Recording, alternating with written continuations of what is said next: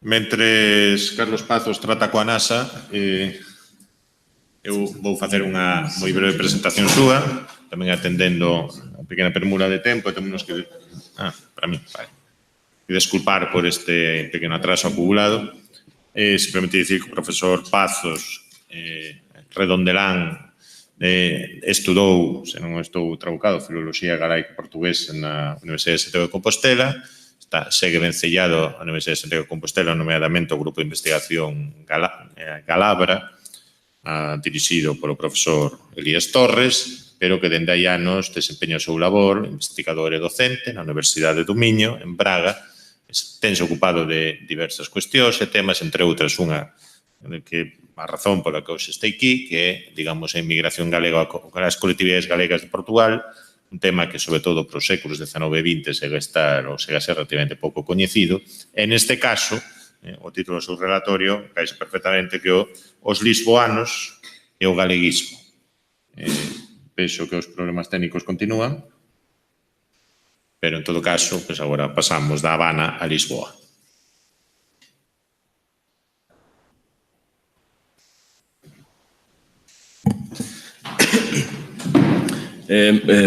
Bon día ou boa tarde, non sei, a todos e a todas. Moito obrigado, en primeiro lugar, ao Consello da Cultura Galega, especificamente aos organizadores, o profesor Núñez Seixa e o profesor Ramón Villares, especialmente o profesor Ramón Villares, porque tamén é, de alguma forma, o meu xefe, dito de forma académica, porque pois é membro do Consello Xeral da miña universidade, da Universidade do Miño. Agradezo tamén igualmente aos técnicos do Consello de Cultura Galega todos os traballos magníficos de xestón do antes e espero que tamén do depois do Congreso. Moito obrigado. Ben, sen máis preámbulos, eu o que vou aquí a abordar pois é a relación dos lisboanos, da emigración galega en Lisboa con o galeguismo, a súa trayectoria política a volta nas primeiras décadas do século XX. Eu non son historiador e quería encuadrar a miña pesquisa no sentido de que realmente non domino as técnicas, as metodoloxías dos historiadores. Este é máis un congreso, polo que pude ver, de persoas metodolóxicamente, disciplinarmente, académicamente vinculadas aos estudos de historia, estudos migratorios, etc. Bon, a miña pesquisa encuadrase no interese inicial por as relacións galego-portuguesas a nivel cultural, literario, etc., tamén políticas, despois por intereses relacionados con descendentes de galegos en Portugal, nun primeiro momento acerca de Rodríguez Miguéis, non sei se coñecen, e depois avancei con algúns traballos académicos á volta da figura de Alfredo Guisado, sobre o cual falarei, que é un descendente de galegos nascido en Lisboa e que ten unha trayectoria literaria, política e cultural, entendo interesante, porque é plural, e porque tamén está vinculado ao surximento ou a erupción do modernismo portugués en 1915 con Fernando Pessoa, Mário Sá Carneiro, etc. E, en función disto, tamén, sobre todo a hora de pesquisar, de estudar a figura, a obra, a trayectoria de Alfredo Guisado, encontreime con un obstáculo, un problema, e é que a colonia galega de Lisboa, a migración portuguesa, a migración galega en Portugal, ten recibido escasa atención, desde que o campo dos estudos galegos ten certa solidez a partir dos anos 70 ou dos anos 80. E iso obrigoume, digamos, a pesquisar a volta destas questões. Tamén, e veremos na miña exposición, cuestións relativas á imaxen da Galiza e dos galegos en Portugal no seu conxunto e especificamente en Lisboa. Entón, vou estruturar a miña exposición deste modo. Pésolles ao profesor Núñez Seixa que cando acabar o meu tempo me tire a palabra. E a exposición será estruturada así. Falarei en primeiro lugar e brevemente sobre como entendo o estado da questón a volta da emigración galega en Portugal, a natureza do enclave galego da colonia galega de Lisboa, a imaxen dos galegos en Portugal, como a analizo, como a entendo ou como se pode analizar. Isto aquí O que eu trago aquí son propostas, algúns dados, indicios, hipóteses e escasísimas conclusións. E, en terceiro lugar, abordarei unha posible análise da trayectoria política do enclave e as relacións que há con o galeguismo.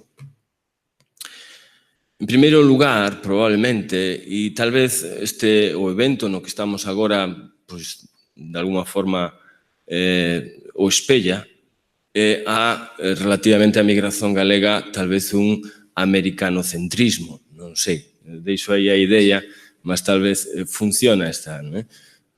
A emigración galega é probablemente máis plural, non é? O caso portugués está aí e pode patentealo, non é? Eu entendo que a migración galega a Portugal ten recibido menos atención por varios motivos. Esta é unha tentativa de explicación, que poderá ser discutida, evidentemente. Por un lado, por a concorrencia americana do ponto de vista cuantitativo, mas sobre todo do ponto de vista cualitativo, non é? É dicir, a América, sobre todo no post-36, após o golpe de Estado, a América puderonse exilar Castelao e outro tipo de asentes do galeguismo e non só. Iso con o cual dei unha significación aos enclaves americanos que, por exemplo, o enclave de Lisboa non podía representar, non é?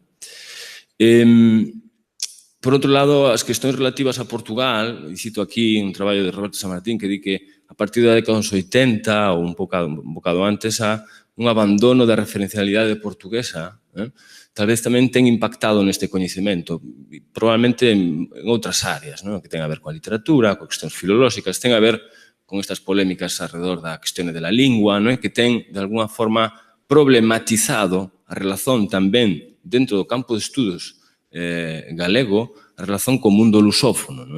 Isto, felizmente, está a mudar, máis eu. Tamén, no ámbito das relacións, do estudo das relacións galego-portuguesas, isto aquí ao lado do profesor Núñez Seixa, que ten un bon traballo sobre o asunto, a colonia galega non ten sido convocada do ponto de vista investigativo. É rara a mención que se faça isto. De feito, o antropólogo Antonio Medeiros, acho que é o nome de Antonio, chama a atención para isto, non é? Un portugués que chama a atención para este facto, non é? A propia natureza do enclave da colonia galega pode ser un obstáculo, tentarei explicarlo depois, máis a frente, poderá ser un obstáculo para o recoñecimento ou a visibilidade do enclave da colonia, porque entendo eu que o fenómeno migratorio galego a Portugal ten algunhas peculiaridades, ainda que ten moitos elementos en común co que aquí se ten dito estes días, onte e hoxe, mas ten algunhas peculiaridades que o significan e o diferencian e, ao mellor, non sei, tal vez o aproximan máis do fenómeno migratorio a Castilla ou a outros territorios peninsulares.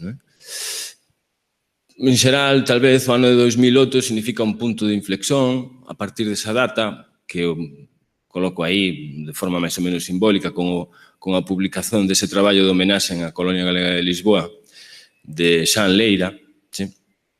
Significa un punto de inflexión porque a partir de aí, digamos que comeza a surxir outro tipo de traballos, novos traballos, tamén sobre a emigración galega no norte, no Douro, sobre todo, que foi bastante significativa, etc.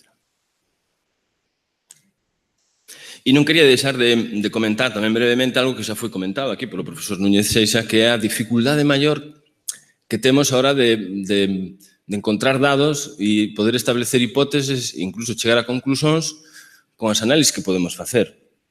Eu aquí, o meu corpus, digamos, os dados que manexo, son escasos, no sentido de que temos acceso ás publicacións, sí?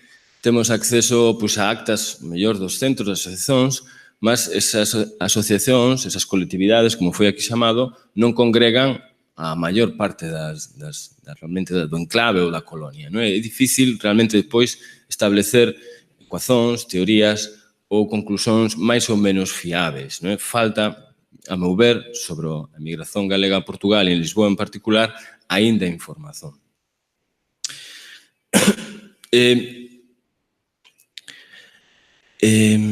Por iso falo aí de un coñecemento insuficiente, aínda podemos falar relativamente. Bom, aquí unha breve explicación do que eu entendo por enclave, mas non me parece tan importante. Sobre a natureza do enclave, a súa configuración, as súas características esenciais, direi, probablemente e arriscando, que é a máis nobilitada temporalmente do conxunto das migracións galegas.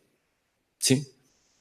Porque será moi difícil identificar cual é o inicio da emigración galega a Portugal, unha vez que a faixa occidental da Península Ibérica ten unha lógica demográfica, cultural, lingüística, etc., norte-sul.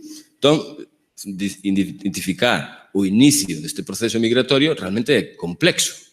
Sí? Eu, como non sou historiador, non preciso responder esta cuestión. O que sin é certo é que é un fenómeno migratorio de cualitativamente relevante. Sabemos, polo menos, a partir do século XVIII, século XIX e parte do século XX. Sabemos tamén que durante este tempo, os oriundos do Estado español, os galegos eran a inmensa maioría. Aquí dou un dado, por exemplo, do 97% en fins do século XIX. Sí? É dicir, os españois son basicamente galegos na Lisboa do século XIX. Este colectivo utiliza unha estrategia de socialización no contexto social do espazo da inmigración diversa. Há grupos que se separan do espazo receptor, há outros grupos que se integran, e aquí poño entre aspas Alfredo Guisado, a familia Guisado é un exemplo de familia que se integra sen perder o contacto con o espazo das orixens, da emigración, etc. Há diferentes estrategias, mas, en xeral, os lisboanos, que con lisboanos entendo como unha especie de elite, e já falarei sobre o asunto, da elite do enclave galego de Lisboa, optan, polo que pude ver, pola integración, quer dizer, que participan da vida social, política, cultural e, sobre todo, económica en Lisboa, en Portugal, mas manteñen contactos e redes con a súa terra de orixe. Eu falo aquí, a falta de mellor expresión, da lealdade con as orixes. Há, en moitos destes lisboanos, desta elite, e non só, unha lealdade con as orixes manifesta e que vou expresar, o que vou tentar espellar con esta imaxe. Temos noticia de que no ano 1745, isto é un dado, digamos, encontrado polo profesor González Lopo, noticia de que no ano 1745 foi atendido nun hospital de Lisboa un individuo que se chamaba Francisco Guisado, que era natural de Santa María de Pías, que é unha freguesía de hoxe do concello de Ponteareas. A ficha hospitalar indicaba que era mozo de saco, era alguén que levaba cousas nun saco, un portador. Sabemos tamén que Antonio Venancio Guisado, en 1880, pasa a ser gerente do restaurante Irmáns Unidos. Antonio Venancio Guisado tamén é oriundo de Pías. Alfredo Guisado, fillo de Antonio Venancio Guisado, chega a ser, en 1925, deputado da Asamblea da República. Alfredo Guisado, como veremos, tamén é un individuo que ten unha importante vida no espazo social ou no campo político portugués da altura, antes da ditadura de 1926, mas que mantén tamén unha forte relación, fortes vínculos políticos, culturais, etc., con o espazo das orixes dos seus pais, da súa familia. E, por último, se me permite, dou aquí o exemplo de Francisco Guisado, que sería sobrinho bisneto de Alfredo Guisado, un rapaz que ten, non sei, 20, 21 anos, que é lisboeta, está estudando, tirando o seu curso, acho que en economía nunha Universidade de Lisboa, mas que é membro, por dar un dado, é membro da comunidade de Montes de Pías. É dicir, a forza desta lealdade con a terra das orixens é un elemento que quería destacar. Claro, eu estou aquí a falar da familia Guisado. Entendo que a familia Guisado ten uns aspectos ou unhas características singulares, mas entendo tamén que as lógicas que están por trás desta lealdade con as orixes poden ser comuns a outros lisboanos ou outros membros do enclave galego de Lisboa. E indico aí na parte superior lógicas pendulares. Isto tal vez sexa a grande diferenza con a emigración a América, e é que os galegos que emigraban a Lisboa ían e viñan, ¿sí? É dicir, nunca se perdía físicamente o contacto con o espazo das orixes, ou dificilmente se perdía o contacto con o espazo das orixes. O caso da familia Guisado, que aínda teñen segunda residencia en Pías, acho que simplifica modelarmente esta práctica migratoria, non? Que facían os galegos en Lisboa? Pois probablemente non facían cousas moito diferentes das que facían os galegos en Cuba ou en Buenos Aires ou noutras cidades pelo mundo. Dedicábanse a aqueles traballos que os portugueses non querían facer, traballos de baixa cualificación social e parece que lles ia bastante ben ou relativamente ben, polo menos a algúns, non? Pois eran traballos como de aguadeiro, carregador, mozo de fretes, etc. Ou, gosto moito disto, de castrador de felinos. Unha profesión ben interesante tamén. Ese tipo de traballos vai condicionar, como noutros espazos de inmigración, vai condicionar a construción dunha determinada imaxe que depois abordaremos. Ora, na natureza do enclave entendo que se pode falar dun enclave que non permanece, como noutros espazos, estável e inamovível, senón que desde finais, probablemente, do século XIX e inicio do século XX, é cada vez máis complexo, habendo, comeza a surxir unha certa elite, que aquí identifico con lisboanos, reparen aquí nesta cantiga que foi recollida en Caritel, que di lisboanos de Lisboa que vindes facer a terra, o eido, vindes enganar as mozas coa sona, coa fama do diñeiro. Está aquí esta idea do lisboano, como pode ser o indiano ou brasileiro, abastado con capacidade económica. E estes lisboanos, digamos, comezan a sentir outras necesidades para alén do capital económico. Moitos deles consiguen grandes cantidades, digamos, de capital económico. Que precisan outros capitais, como poden ser o capital simbólico, que era nefasto, estaban nun espazo imagolóxicamente moito hostil, como veremos, capital social, etc. E para isto toman determinadas iniciativas, como tamén noutros destinos de emigración. Como poden ser a creación dos seus espazos de sociabilidade, como poden ser as súas publicacións, ou o investimento na formación dos seus descendentes. No caso portugués, no caso de Lisboa, a institución máis longeva, ainda está activa, con máis percurso e máis central, podríamos decir, da colectividade galega, da colonia galega en Lisboa, é Juventud de Galicia, fundada en 1908. E repárese, un ano depois, é fundado o Centro Español en Lisboa, cual é significativo. Aquí está a bandeira de Juventud de Galicia, que ainda se conserva, a foto non é moito boa porque é miña. Esta bandeira é do ano 1912, sí? O que falta aí sería 1908-1912, e reparen como aquí os emigrantes tentan, de alguna forma, construir un símbolo propio, a base a bandeira española, mas há un escudo aí que intenta representar a súa orixe.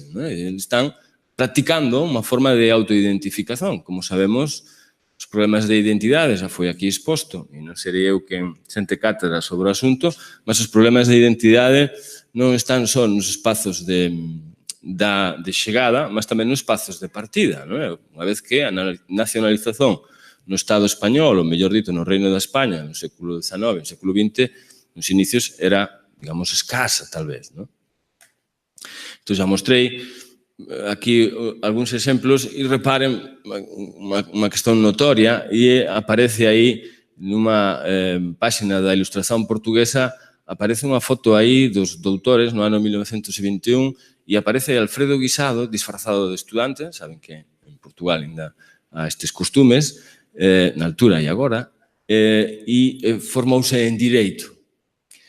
Isto, do ponto de vista da trayectoria familiar, é realmente de un suceso brutal. É dicir, Alfredo Guisado é a primeira xeración en máis dun século que consegue chegar a ese patamar, que lle vai posibilitar depois ser deputado á Asamblea da República. E depois, máis para frente, un líder destacado republicano no regime do Estado Novo. Outras publicacións que aparecen son La España moderna, El clamor español, algunhas de importante deriva republicana. Lembrense que Portugal se converte, implantase en unha república a partir de 1910. De facto, se conmemórase a implantación da república en Portugal, é feriado en Portugal, aquí non? España e Portugal, outra publicación do ano 1913. Reparen neste caso a capa, non sei se conseguen ver a noticia da capa que diz nuestro compatriota José Carrera, Seoane, apelidos perfectamente galegos, ha muerto a causa de la agresión cobarde del policía 380. Que temos aquí? A publicación vinculado ao enclave ou a colonia serve para defender os intereses da colonia, algo que, pronto, acontece evidentemente en outros locais. Aquí hai un folleto que está no arquivo da emigración aquí do Consello da Cultura Galega do ano 1915, se non me engano, un folleto de conmemoración do aniversario do centro. Ou tamén outra publicación tamén ben interesante do ano 1924, Hispania, promovida por un lisboano tamén moi singular que é Alejo Carrera, que chegou a ser señor del Sobroso, foi o que comprou o castelo do Sobroso e ele autonomeouse señor del Sobroso, unha persoa tamén moito interesante. E trago tamén aquí unha foto das varias de bairro Estrela de Ouro, que ainda está en Lisboa, que foi construído por un destes lisboanos, probablemente un dos maiores ou máis visíveis lisboanos en función dos seus capitais, sobre todo o capital económico que tiña na altura, porque chega a construir un bairro para hospedar os traballadores das súas fábricas, das súas empresas. Estamos falando de persoas con capital económico importante. Bom, qual é a imaxe dos galegos en Portugal? Xa poden imaginar, unha imaxe en xeral, unha imaxe negativa, vinculada ás profesións que exercen en Lisboa, en Portugal. E aquí há un elemento tamén moito importante, e é que os galegos en Lisboa, polas profesións que exercen, como son aguador, mozo de fretes, acarretador, amolador, fiador, etc., son moito visibles no espazo público. Non exercen profesións fexadas en espazos interiores, senón no espazo público. Por tanto, son figuras moi visibles. Isto faz con que esta imaxe que se vai construindo de longo percurso e de difusa orixe é moi visible en produtos culturais, literarios en Portugal, incluso na fraseoloxía. A última pérola que encontrei ao respecto é dun dicionario que se publicou agora recentemente, do século XVIII, que aparecía a expresión barro galego e que aparecía con esta definición: esterco e inmundicia que se pega aos zapatos. É dicir, há unha serie de elementos que vinculan os galegos, por exemplo, na imaxe da esquerda ao barril de agua, aguador, e na imaxe da dereita tamén parece moito interesante porque aparece con o título Danza Galega. Aparecen aí elementos moito interesantes como a idea de festa, rúa, popular, a gaita de foles, que ouvimos intensamente aquí, mas tamén o viño, as persoas aí bebendo viño, que estaría connotado como algo moi popular ou incluso marxinal, tal vez, na altura. Estas son fotografías do inicio do século XX de galegos que están no arquivo municipal de Lisboa, salvo erro. Son copias pirata. Son mozos de corda, se ven que teñen unhas cordas, esas cordas servían para levar instrumentos ou transportar coisas. Estes son aguadores, en Lisboa tamén, fotógrafo o mesmo, inicios do século XX, persoas, como digo, moito visibles no espazo público. Trago aquí tamén outro exemplo dun individuo que é Anselmo de Andrade, que faz unha viaxe a Galiza no ano 1800 e tal, e cando chega a Galiza, en vez de falar dos galegos da Galiza, fala dos galegos de exportación, o cual me parece delicioso. É dicir, lembrase dos galegos de Lisboa. Está na Galiza, mas fala dos galegos de Lisboa, o que nos indica da potencia desa imaxe. Tamén teño noticias de que há, como xa se falou aquí na algunha outra intervención, presenza desta imaxe nalgúns filmes portugueses, nos primeiros filmes da primeira metade do século XX e tamén en banda deseñada, son coñecidos, moito coñecido en Portugal, Rafael Bordalo Piñeiro, que ten tamén unha serie dedicada aos galegos, etc. Bom, isto para ir concluindo e tentando ser máis analítico, eu entendo que en Portugal funcionaba durante os séculos XVII, XVIII, XIX e parte do XX, o que eu denomino imagotipo negativo ou do emigrante, a cuestión terminolóxica é o do mesmo, é o do menos, mas que ten unha orixen complexa, está vinculado ao fenómeno migratorio, pode ter tido unha realimentación en función da imaxe negativa que funcionaba tamén no reino de Castilla nos séculos XVI e XVII, e lembren, teñan presente o período filipino de dominación en Portugal, isto haberá ainda que esclarecelo, reférese a un tipo social, os galegos, mas os galegos que estaban en Portugal, tamén haberá que introducir unha nota, é que moitas veces galego en Portugal non significaba oriundo da Galiza, do espazo xeográfico, moitas veces galego era incluso o miñoto ou o beirán.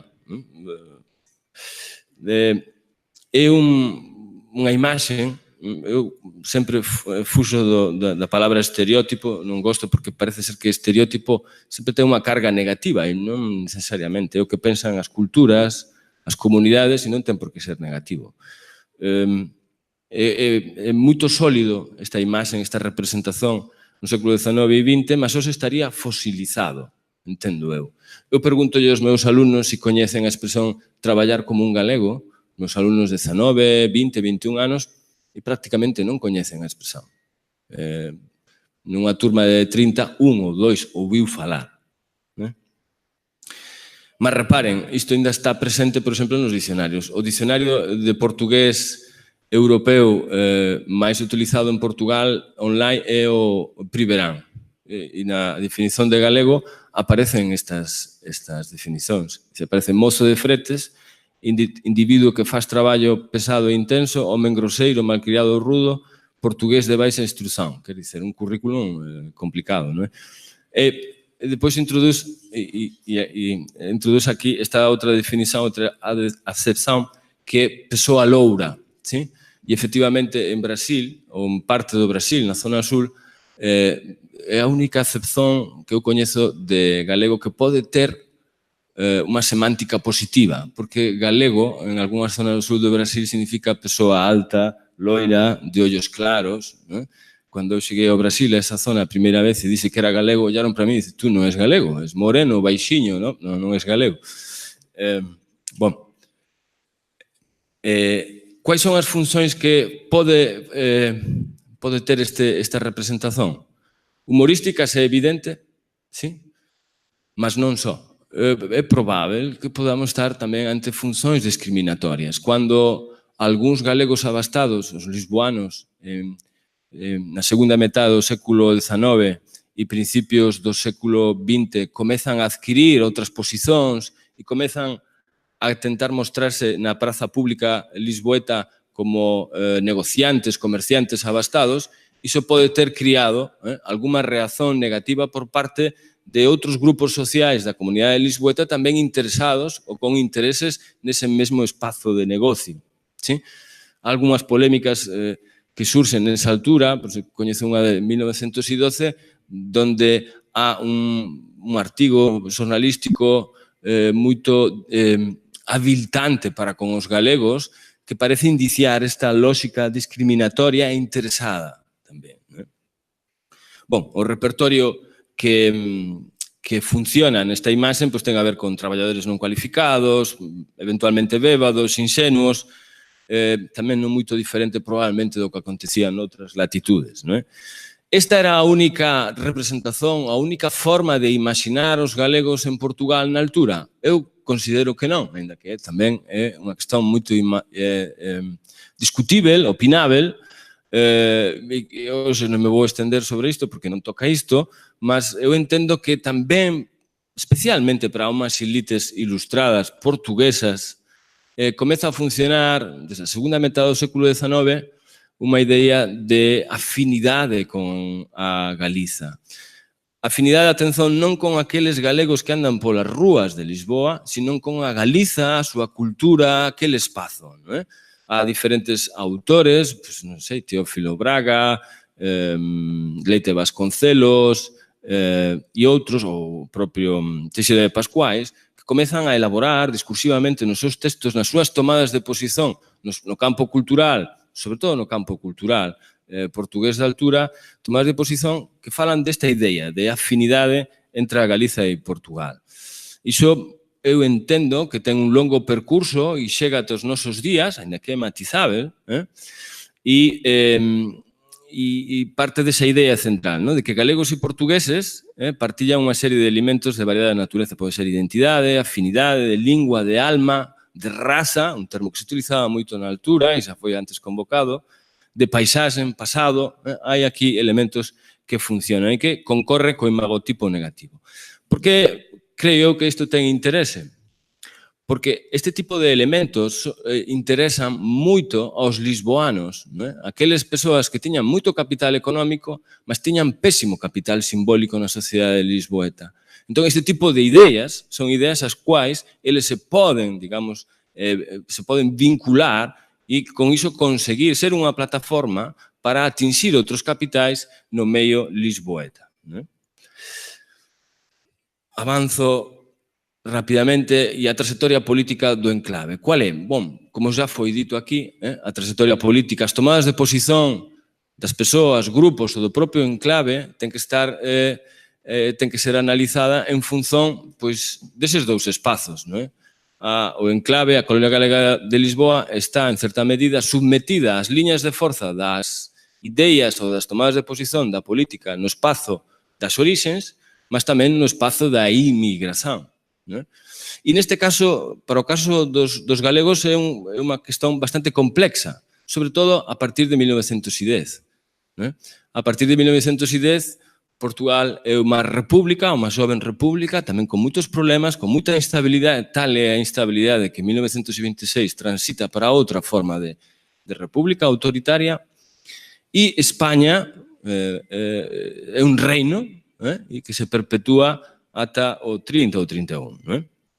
Isto crea tensões importantes as quais non son alleas os membros da colonia e, sobre todo, os lisboanos. Quais son as posicións políticas da colonia, dos lisboanos? Pois probablemente haberá que falar dunha tendencia forte de posicións conservadoras vinculadas aos partidos dinásticos da restauración no Reino da España. Isto será, entre os lisboanos, probablemente unha opción practicável, unha opción primeira, tal vez. Mas, como veremos, os lisboanos non, digamos, non poñen todos os ovos na mesma cesta. Isto, probablemente, entendo eu, non sou especialista, será práctica habitual entre as comunidades que están. Non me vou estender sobre isto. Como tamén já foi dito, há un elemento moito importante e é o republicano e, sobre todo, o agrarismo. O agrarismo ten nas zonas, no espazo de orixen dos emigrantes galegos, ten moita forza, ten bastante fortaleza, é bastante organizado, ten membros por todo o territorio. Estou falando especialmente da zona sul da Galiza, que é o espazo preferente de emigración a Portugal, e aquí o agrarismo é moito forte. Iso crea estes vínculos, que xa non me vou estender, que xa foron aquí comentados, entre o espazo da emigración e o espazo da emigración. Aquí vemos elementos de unha publicación republicano-agarista de Ponte Areas, el TEA, unha publicación que vai de 1908 até 1936 e que é defensora destas lógicas republicanas, sobre todo agraristas, e que ten sempre moitos vínculos con Lisboa, tamén porque Lisboa que financia, os membros do enclave de Lisboa financian esta publicación. Este, digamos, sería o cuadro político, o cuadro político do enclave. Faltaría un elemento, mas que aquí, para non meter máis ruido, non vou introducir. Entón, habería, indo ao encontro do convite que me foi feito, había tamén a posibilidade de analizar o enclave tamén en función das relacións que mantén con o galeguismo, con a irrupción das Irmandades da Fala a partir de 1916. Ben, eu entendo, dunha perspectiva máis analítica, que os vínculos ou as relacións que establecen entre o galeguismo ou o nacionalismo, non vou entrar neses matices, a partir de 1916, poden ser analizados por estas tres vías. Por un lado, é o agrarismo como unha plataforma propicia para a penetración do galeguismo. Por outro lado, diversos axentes, persoas concretas que funcionan política e culturalmente ou ben no espazo das orixes ou ben no espazo de destino da emigración. E tamén para o caso da emigración galega a Lisboa ou para grande parte o balneario de Mondariz, do gran hotel balneario de Mondariz, é un elemento tamén central na miña análise. Sí? Aquí cito a questón esta do agrarismo. Como sabemos, o agrarismo ten forte implantación, moita máis do que os galeguistas, para ben ou para mal, e há unha tendencia ou a un propósito máis ou menos esclarecido, máis ou menos coñecido, de os galeguistas se implementaren nas redes, digamos, se entraren nesas redes que tiñan creado os agraristas. Já foi tamén os aquí citado, a cabeceira de A Nosa Terra incluía Portugal. É dicir, o subtítulo da Nosa Terra, o semanario, o boletín que publicaba as Irmandades da Fala a partir de 1916, subtitulábase Idearon da Irmandade da Fala de Galicia e nas colonias galegas de América e de Portugal. Isto implica, ou poderá ser un indicio, de que para os galeguistas metropolitanos as colonias de Portugal existían, eran visíveis na altura. Despois, máis tarde, como tentei explicar, non eran tan visíveis. O agrarismo, como dicía, serve de plataforma para a penetración ou algunha penetración dos ideais do regionalismo anterior á irrupción das Irmandades da Fala. E aquí, por exemplo, simplifico isto con a atención que lle dedica a Vida Gallega, publicación central para entender estas lóxicas de relación no ano 1910, que dedica a familia Guisado. E unha das cousas que dis do pai, de Antonio Venancio Guisado, é las campañas de difusión para nuestro dialecto. Está a falar dun individuo que se supón que é sensível á dignificación da lingua galega, e depois de outro tipo de elementos que teñen a ver coas lóxicas galeguistas. Aquí, de alguna forma, esta confluencia de forzas, de liñas de forza políticas que é o agrarismo e o galeguismo e o regionalismo, quería dicer. Há tamén, e aquí temos un especialista no asunto, algúns axentes, e probablemente Villar Ponte será un axente principal ou importante a ter en conta a hora de solidificar, robustecer ese regionalismo que transita para, tal vez, nacionalismo. E já temos aquí, por exemplo, de 1911, como correspondente de Diario de la Marina, participa en Lisboa na inauguración da nova Casa do Centro Galego, de Juventud de Galicia. E aí, segundo recolle un xornal, entre outras cousas, Villar Ponte fala do ideal regionalista, este tipo de ideas que comezan a circular. Outro individuo, outro xente, neste caso nascido en Lisboa, sería Alfredo Guisado, que funciona nos anos 19, 20, 21 e parte do 22 como un intermediario entre os galeguistas metropolitanos e a colonia galega de Lisboa, e non só. Tamén, de alguna forma, exerce funcións de difusor do programa galeguista en Lisboa e en Portugal, non apenas na colonia. Son múltiplas as intervencións que faz na imprensa portuguesa da altura neste sentido. Faso unha nota de rodapé para indicar que teño noticia de que algunhas das intervencións, por exemplo, de Villar Ponte na imprensa portuguesa da altura, foron anotadas tamén polas entidades consulares españolas e enviadas a Madrid, no sentido de aquí acontece isto, parece ser que non ten moita importancia, mas está a acontecer isto.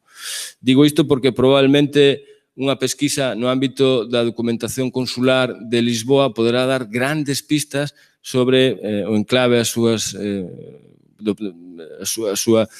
pistas de punto de vista cuantitativo, mas tamén cualitativo. De Alfredo Guisado anoto, non podo deixar de facelo, que se singulariza por ser intermediario e por, en 1921, publicar en Portugal, en Lisboa, un libro que se titula Xente da aldea versus galegos, ¿sí? E que está escrito na variedade de lingua que se utilizaba na altura aquí en Galiza, e cuxo repertorio literario é basicamente un repertorio galeguista, de defensa da Galiza, de emancipación, de dignificación, etc. Aquí trago a reseña feita na nosa terra na altura. E outro foco, digamos, de irradiación galeguista, e estou en tempo, profesor, sí, 5 minutos. E outro foco de irradiación galeguista foi, sen dúbida, o balneario Mondariz. Moitos dos lisboanos, probablemente, non teño certeza para todos, evidentemente, mas moitos dos lisboanos usufruíron e utilizaron o espazo do Gran Hotel Balneario de Mondariz como espazo de sociabilidade e tamén de, vou utilizar a expresión española, ver e dejarse ver, que de amostrarse socialmente e de mostrar os seus avanzos económicos e etc. E trago aquí dúas imaxes que, de alguna forma, tentan espellar esta idea da importancia ou da significación que ten o balneario de Mondariz da familia Peinador, Pernador Vela, e despois Pernador Lines, porque a primeira fotografía, salvo erro o que encontrei, faz referencia aos actos da Real Academia Galega, organiza en 1920 no propio balneario, na estación termal. E a outra faz referencia á visita de Julio Dantas, que era, na altura, un produtor cultural central no panorama portugués da altura. Julio Dantas, non sei se alguén coñece, é o famoso destinatario de aquel manifesto anti-Dantas dun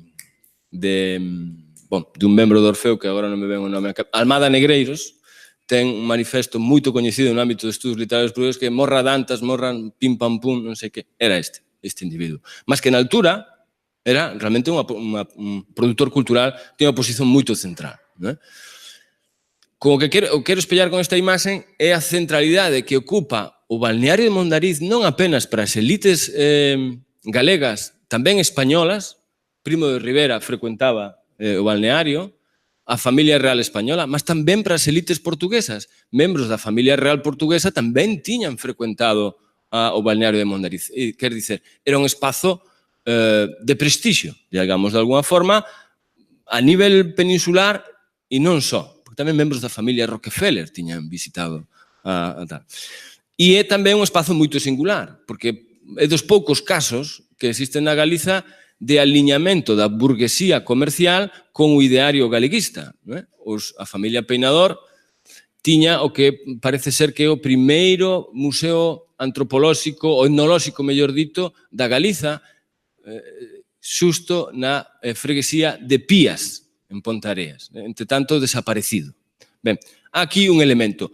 Por vía do balneario, moitos dos emigrantes tiveron contacto con estas ideas do galeguismo, con o programa galeguista. Por exemplo, Alejo Carrera, o que sería o señor do Sobroso e alcalde na Segunda República, alcalde de Mondariz na Segunda República Española, traballou, antes de chegar a Lisboa, traballou no balneario Mondariz, acho que na biblioteca ou algo así. Bom, há diferentes eventos, non me vou estender, que podemos dicer que son afíns ao programa galeguista, que teñen a ver con a afirmación da identidade dos membros da colonia. Na publicación, no texto, irán con máis detalle, etc. Non me vou estender aquí agora, só quería anotar, non me vou estender nisto, teño pouco tempo. Só quería anotar aquí como sería a recepción do programa galeguista por parte dos lisboanos ou dun número significativo de lisboanos. E para iso vou me basear nun documento o cual tive acceso a pouco tempo e que ten a ver con o espolio de Ramiro Vidal Carrera, tamén outro lisboano significativo, que tiña o billete era o primeiro socio, o socio fundador de Juventude de Galicia, que aí aparece con a rondalla. Como saben, a rondalla é unha formación musical moito típica do sul da Galiza, desa zona do Condado, etc. E que en 1919 deu unha conferencia no ámbito de Juventude de Galicia baixo o título Alma Gallega. Eu accedín, digamos, ao manuscrito e por un recorte de imprensa poso quase dicer con toda a certeza de que ese manuscrito foi o que realmente leu Ramiro Vidal Carrera na súa conferencia. E os elementos que aparecen no seu discurso poderíamos caracterizalos así, de forma moito rápida e tal vez discutível. Hai un elemento agrarista antiquiciquil, menzóns a Amado Garra, que era o líder, o caudillo do agrarismo e republicanismo da zona do Condado de forma evidente. Esta idea, este eixo temático, digamos, sería algo moito coñecido para os membros do enclave, mas tamén há elementos que falan dun antagonismo entre a Galiza e o Estado neste caso español, há este discurso que sería máis afín ao programa galeguista e, sobre todo, hai moito interese nalgo que é a esencia, poderíamos dicer, tal vez, do programa galeguista, que é a dignificación da Galiza. O programa de dignificación da Galiza, nas súas diferentes dimensões, é un programa caro aos lisboanos que precisan dignificar tamén as súas orixens. Ou, por exemplo, Cataluña como modelo, poucas referencias teño encontrado isto no ámbito do enclave, mas era un elemento bastante común, que bastante habitual na nosa terra, Cataluña, sempre o modelo catalán estaba presente, e a lingua como elemento identitario principal. De facto, a conferencia en galego, e o propio conferencista di, bueno, vou a falar en galego, escreveu en galego, porque mo pediron, como excusándose. E nesta altura, o galego, nas actividades dos emigrantes, son máis visíveis. O galego é máis visível. E por último, acabo, con todos estes elementos e a modo de discusión, elementos para eventual debate de máis tarde, a conclusión a que tal vez poderíamos chegar é que, e está na parte inferior, há unha adhesión significativa ao programa galeguista dos lisboanos ou de parte do enclave, mas esta adhesión é débil e intermitente. Por qué? Pois probablemente habrá os elementos que justificarían esta conclusión terían que ver con a debilidade tamén do galeguismo metropolitano, dos nacionalistas. E sobre todo a partir de 1923. Quantos galeguistas había en 1927 e 28 activos políticamente? Creo que, salvo erro, Beramendi tiña feito unha contaxe e non daba máis de 100. Ou por aí. Bueno. Son bastantes máis. Activos políticamente, non sei. É dicir, obviamente as elites, os que escriben e tal, si serán alrededor dun cento. Bueno, os agraristas tampouco non, os activos eran tampouco non eran tantos. O número total uns 900, ni tantos. O que pasa é que varía o número. Segunda época. Mas, en todo caso, esta idea do declinio do galeguismo e da menor fortaleza é un elemento importante. Tamén do agrarismo, que fica desactivado a partir de 1923, en parte, até onde eu sei. Tamén non sou historiador. Mas, por exemplo, Ramiro Vidal Carrera, galeguista, podríamos dicer, en 1919, en 1924 pasa a ser o prefeito, o alcalde de Mondariz. A Praza de Abastos, o que ha feito de espazo público en Mondariz, quase exclusivamente foi ele durante o seu mandato que foi feito. O galeguismo, probablemente, nos espazos das orixens, está pouco implantado na altura. Sin é dominante o agrarismo, como xa foi comentado.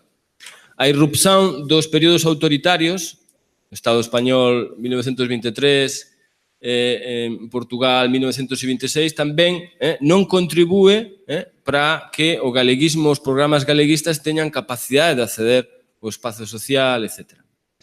há un dado que poño aquí de forma comparativa. En 1935 ten lugar no Porto a Semana Cultural Galega, que é unha semana realmente que ten unha importancia e que podemos entendela como unha encenazón dos galeguistas da súa capacidade de se relacionar con o estranxeiro, neste caso con Portugal. Significativamente esa semana é no Porto e non en Lisboa.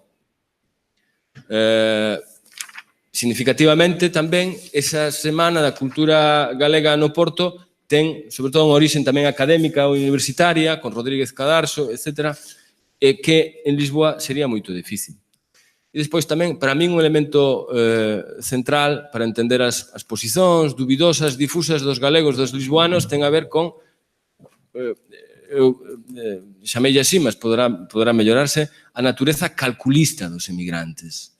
E se me permite o moderador, acabo para tentar espellar esta idea da natureza calculista o que lle aconteceu a... Permíteme, o que lle aconteceu a Alfredo Guisado en 1915. Alfredo Guisado, na altura, era un xoven produtor literario que escribía e facía parte do grupo de escritores de Fernando Pessoa. ¿Sí? En 1915, Fernando Pessoa, Mario Sacarneiro, Alfredo Guisado lanzan a revista Orfeu, que foi no panorama, no campo literario portugués da altura, unha novidade e que foi rexeitada totalmente polo campo literario. É dicir, aquilo eran os malucos de Orfeu. Eu cheguei á conclusión de que o pai de Alfredo Guisado, Antonio Venancio Guisado, que tamén pagou a revista Orfeu e que pagaba os libros que Alfredo Guisado escribía, para un lisboano debería ser ben interesante que o seu fillo publicase libros, mas o pai deuse conta de que aquilo podría pôr en risco os seus capitais que tanto tiña custado atinxir. Ele non podía permitir que o seu fillo fose asociado a os malucos de Orfeu. Os outros viñan de familias perfectamente estáveis e podían permitirse, digamos, eses luxos. Probablemente a familia de Guisado, na leitura do seu pai, non podía. E o cálculo foi este, até aquí. A partir de aí, Alfredo Guisado comezou a publicar, afastouse un bocado dos membros de Orfeu, mas comezou a usar un pseudónimo, Pedro de Meneses, de alguna forma para desvincularse destas lóxicas. Quer dizer, calculista o cálculo e os emigrantes ocupan posicións de maior risco que outros membros da sociedade. Por iso teñen que calcular ben a que ideas, grupos se asocian. O galeguismo entre os anos 19 e 21, 22, parece ser unha oferta interesante para un grupo significativo. Mas con os dados que eu teño é que esa importancia, esa relevancia ou esa funcionalidade parece decair, coincidindo con os elementos que antes coloquei, a partir desa data. Moito obrigado.